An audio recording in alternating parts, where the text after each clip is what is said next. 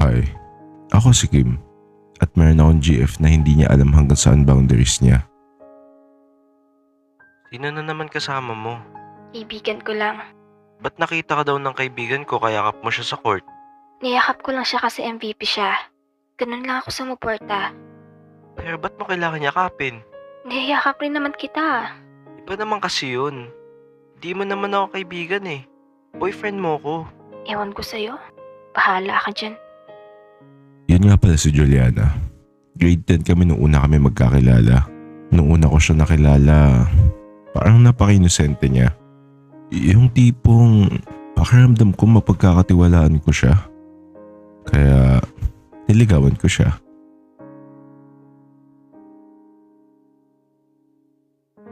Uy, Juliana. Mag-isa ka ba uuwi? Kim? Right? Oo. Paano mo nalaman name ko? Nagkasama na tayo dahil sa mga tropa. Sa group of friend natin? Oo. Ha? Parang di pa naman kita nakita. Kailan tayo nagkasama? Noong dati pa yun. Nagkayayaan yung mga kaibigan ko na pumunta daw ng court kasi nandun daw yung jowa niya.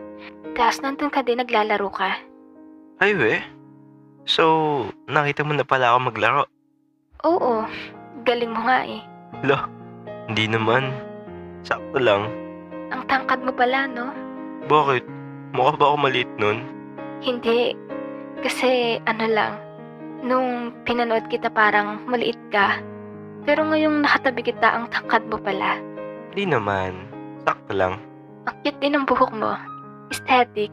Lo, paanong aesthetic? Yung parang nakatakip yung mata. Siya.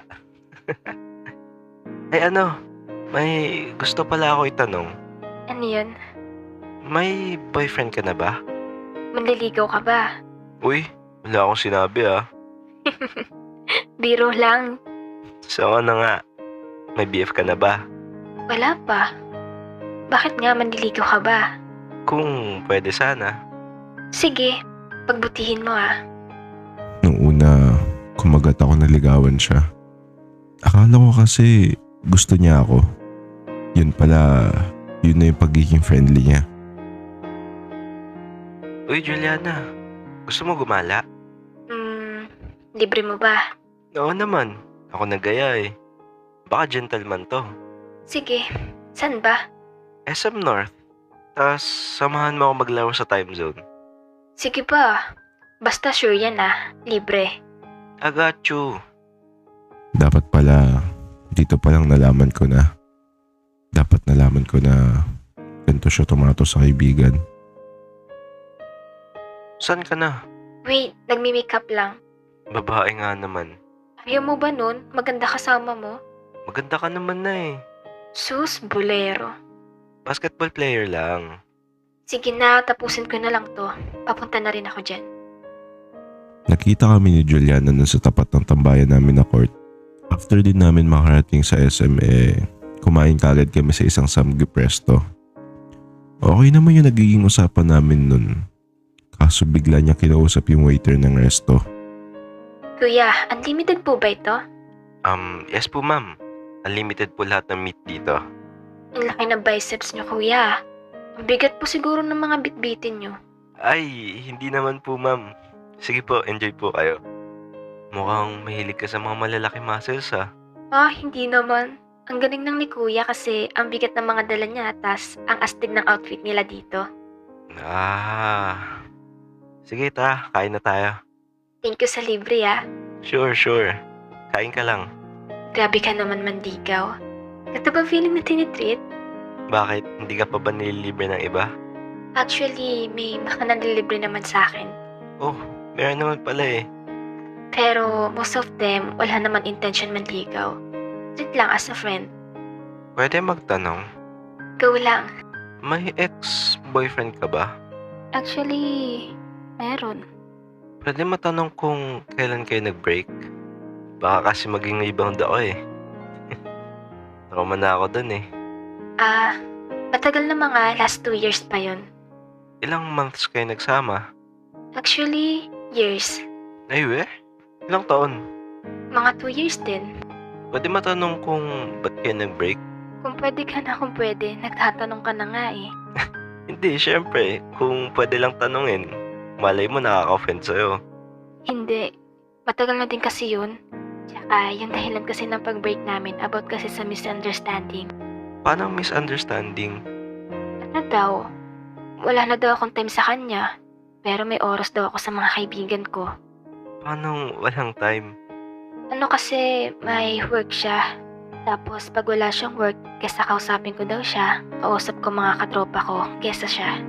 Ah, Pero alam ko na mali ko yun. Nag-try din naman akong ayusin yun pero napagod na daw kasi siya. okay. Pero huwag ka mag-alala. Maayos na ako ngayon. Dahil ko na din nakalimutan yun.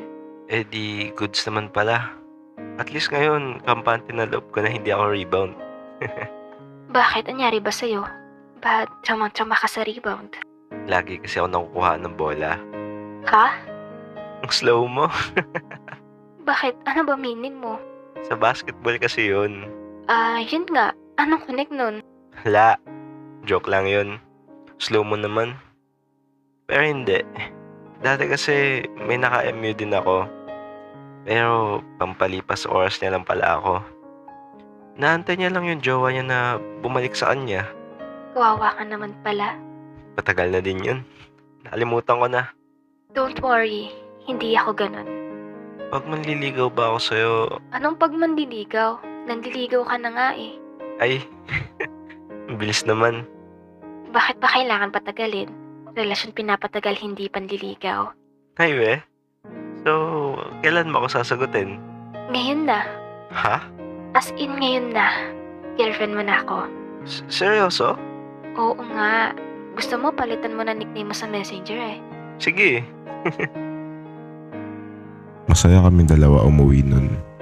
Pero nagulat na lang ako kasi kada kanto at kada eskinita na madadaanan namin, may mga kaibigan siyang lalaki na binabati. Kaibigan mo lahat yun? Oo. Mga tropa ko yun. Paano mo sila nakilala? Yung sa iba sa mga dati kong kaibigan. Yung iba naman sa inuman ko nakilala. Inuman? Oo. Pero wag ka mag-alala. Di naman ako malakas uminom. Tapos lahat yun kaibigan ko lang mga yun. Nung una, pumapayag-payag ako lagi sa mga ganun niya pakipag-usap sa mga kaibigan niya. Pero habang tumatagal, parang titiis ko na lang yung sakit na makita siyang madikit. Habang nasa labas kami, hiniram ko yung phone niya para i-chat yung mga kaibigan ko sa basketball. Gusto ko sabihin na di ako makakasama. Pero before ko i-open yung account ko sa messenger nakita ko yung messenger niya. Nagulat na lang ako at ang dami niyang kausap na lalaki. Tinry ko mag-open ng isang convo ng tropa niyang lalaki at may nakita ako.